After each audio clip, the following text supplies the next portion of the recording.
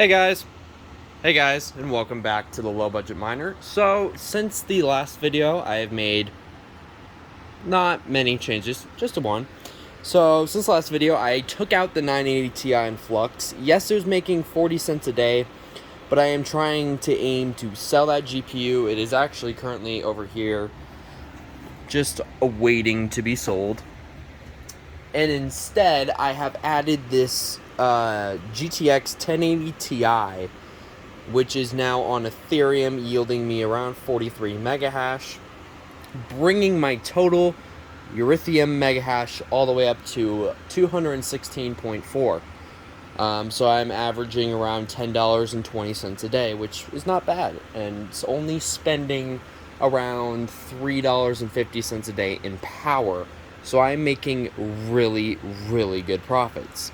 I have since turned all rigs off of CPU mining except for this one. This rig is still mining Pulsar, but I turned everything else off of Raptorium because Raptorium price has shot so far down. It's burning way too much power to mine. So I did that.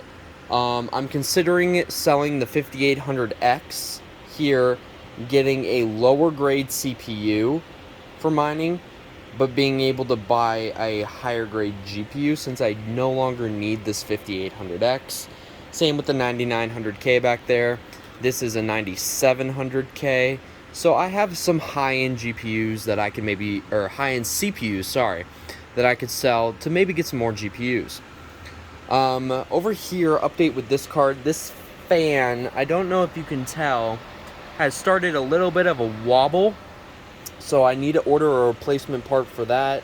This fan has gone out and it still has the tape on there to balance, but I put a Thermaltake cheap $12 fan and it actually pumps enough air to keep these cards both at 65 degrees Celsius, which is really nice, and it just pumps air through, and I have fans continuing the air through the two NVIDIA cards and back to my more powerful NVIDIA cards.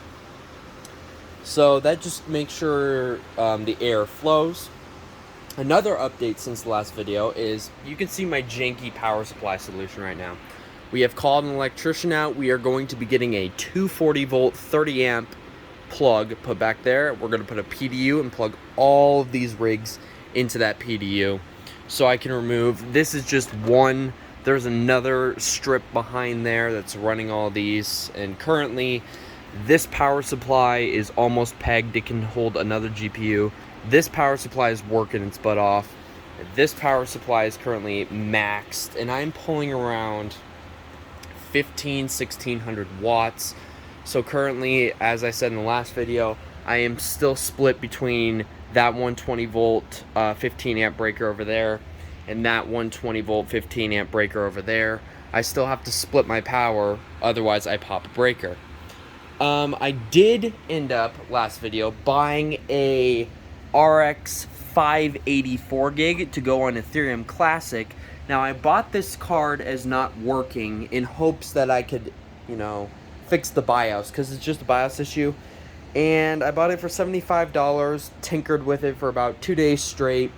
BIOS is fried. It needs a complete BIOS reflash from a physical BIOS reflash chip. So I relisted it, sold it for what I bought it for. So I didn't lose anything. I just gained some more experience on how to deal with BIOS on GPUs. So that was kind of cool, but that was an update since the last video. This GPU is currently listed on Facebook Marketplace. So if you go on Facebook Marketplace right now and search GTX 980 Ti and you really want a GTX 980 Ti, go snap this card up. It is currently going for $270, I believe. It is in pristine condition, as you can see. There's barely any dust on this card. It still has those plugs. It's in pristine condition. So if you see this card in Facebook Marketplace, make sure to go nab that card for me. But any other recommendations for what other GPUs I should add? I am currently trying to get a RTX 3060 non-LHR to put back there, because I want to see that 50 megahash from a 30 series. But anyway, if you guys have anything else, please leave it in the comments below. But for now, this is Low Budget Miner, signing out.